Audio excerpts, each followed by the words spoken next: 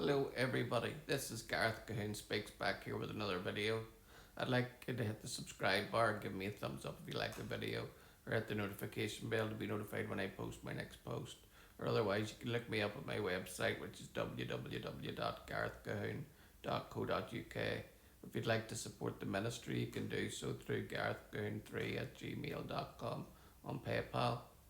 This one is about US Republican Randy Fine exposes GOP's Qatari wing in explosive interview, says they effectively stand with mainstream Muslim terrorists.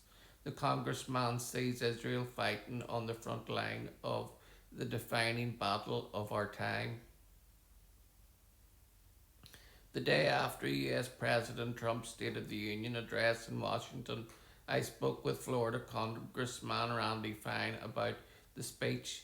We specifically delved into issues surrounding the Middle East, and to be clear, the Congressman isn't dipping his toe into the debate over Israel.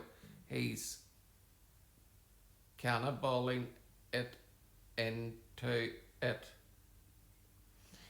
In today's Republican Party, where the conversation over foreign aid and America First is getting louder, Fine is making it crystal clear where he stands. He wants no conditions of military aid to Israel, none, zero. He also forcefully pushes back on the so-called isolationist wing of the Republican Party that wants to cut off money or curtail funding to America's closest ally in the Middle East. I think it's the Qatari wing of the Republican Party, Congressman Fine told All Israel News. It is all clear that the mainstream Muslim terror groups have flooded our country with money to buy people off, and I think that's what you see here. Fine specifically took aim at media personalities and political voices he believes are driving the new skepticism towards Israel.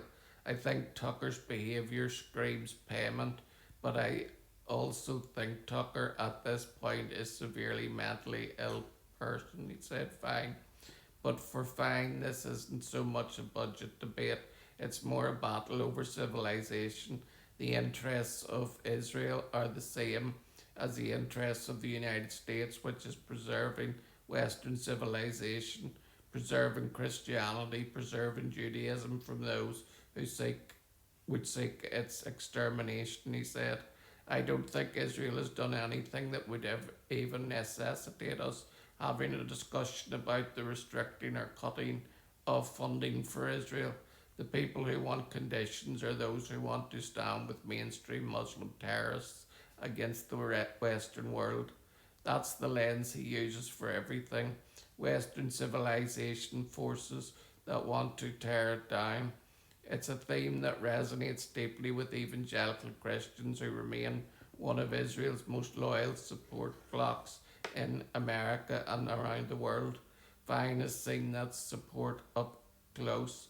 I think it's both biblically, and I certainly appreciate it, but I also think it is self-preservation.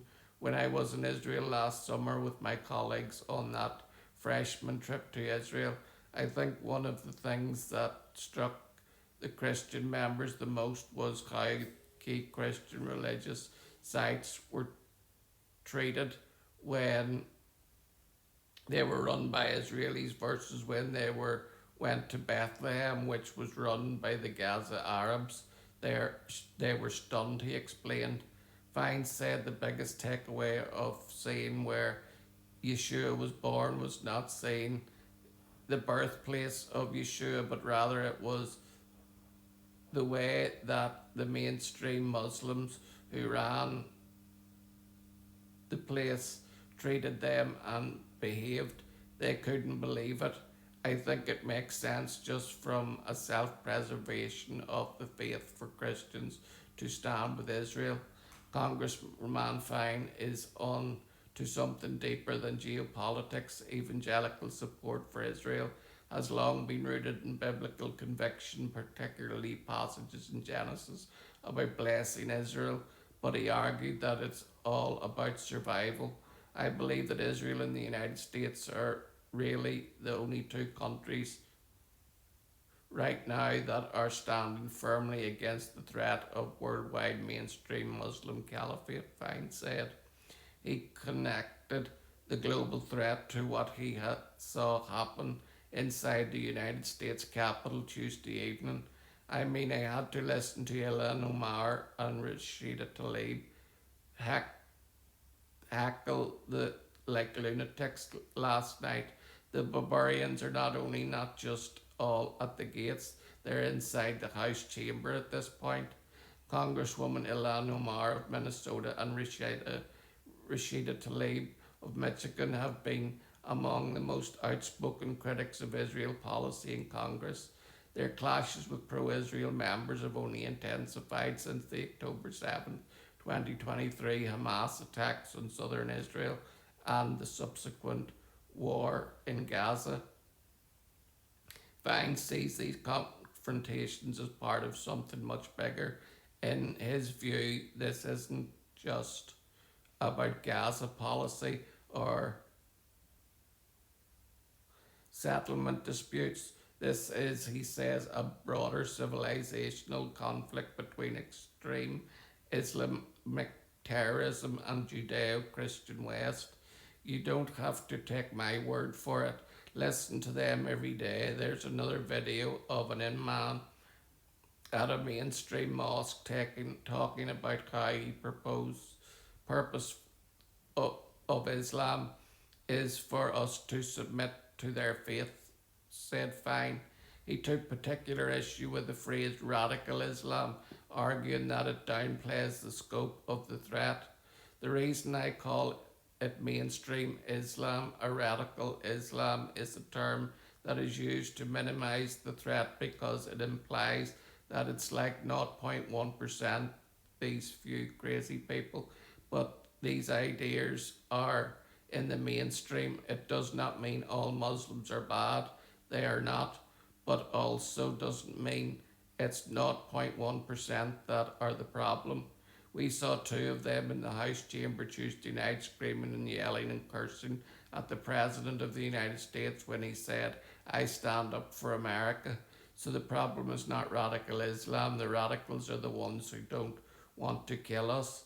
The radicals are the ones who don't want to kill us. It's the mainstream where the problem is, he explained. I'm trying to get people to understand that by fighting that term because it minimizes the threat that we have, the way you solve a problem is admit that it exists and we clearly have a problem. It's a sweeping statement that underscores why he sees unconditional support for Israel as non-negotiable. When our conversation turned to the potential military conflict with Iran, the congressman was resolute. Fine left little doubt about what he thinks President Trump will do. I think he's going to do it if he has to. What about the regime change? I think a different government would be better, no question about that.